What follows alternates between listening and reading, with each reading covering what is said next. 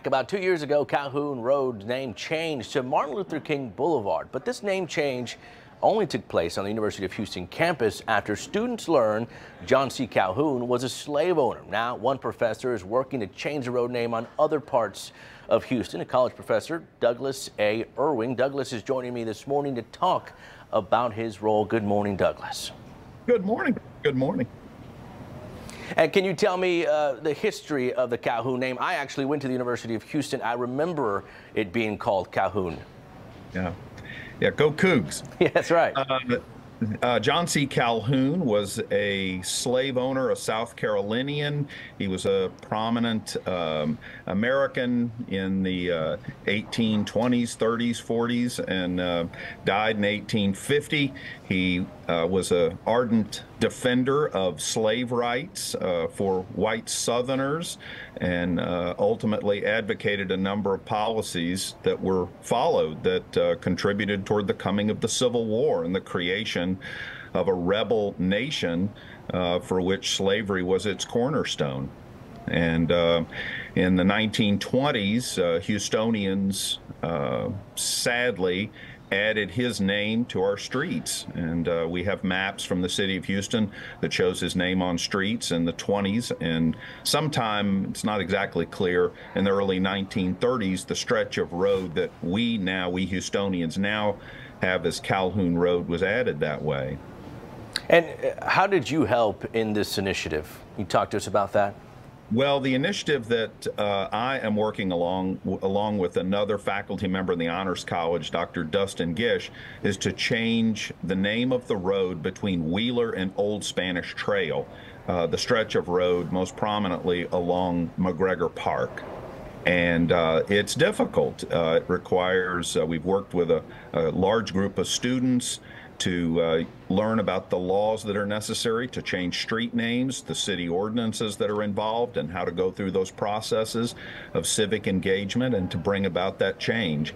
The initiative initially started in the spring of 2021 with a number of students who were animated by events going on in our country and wanted to roll up their sleeves and bring about change in the same way that Martin Luther King did. And so they did that. The initiative stalled there over COVID, but we're restarting it, and we hope to be able to change that stretch of the road to John Wilkerson. And if any of your viewers are interested, you can go to YouTube and put in John Wilkerson, Third Ward hero, and you'll learn about the person who we believe rightfully whose name should be there. He should be a hero that we should all know about here in the greater Third Ward. You mentioned some of those city ordinances and some of those things that you have to go through. What are some of the other barriers throughout this process? Well, I think one of the biggest ones is just civic engagement. Today, we have a large culture in our society of people who, for various reasons, are protesting, and some of them very legitimate. But what we're missing is something that Dr. King taught us and that we need to embrace, and that is purposeful change. And so he was an advocate for protest, but also for purposeful change. And through his advocacy, we ended up with the 1964 and 65 civil rights and voting rights. So people have to roll up their sleeves, build coalitions, convince, cajole, persuade in order to put government in their service. And so just that culture of engagement is something that we struggle against. We need to get the people, according to those city ordinances, along that stretch of Calhoun to agree. The vast majority are broadly in agreement to do it, but you do run into, and it's an educational experience to run into business owners who might have qualms about doing it because it increases their expenses. They have to change signage and all their advertising. And then in very rare cases, you do run into people whose stories of their own lives are now along a roadway with a name that they don't associate the historical significance of it. They just have their own memories there and say, look, I'm just not interested in changing it. I always grew up here. Now, they're in a distinct minority, but there are a few. So it's really civic engagement and getting public leaders involved. And this is something that we need to do. We need people broadly to try to roll up their sleeves and bring about purposeful change in the way Dr. Martin Luther King taught us. And talk to us about the students. You're a professor there at the University of Houston. How impressed were you with the fact that they were able to mobilize and get something done? And then if you want to help, if you're in the public and want to help or get involved, how do you do that?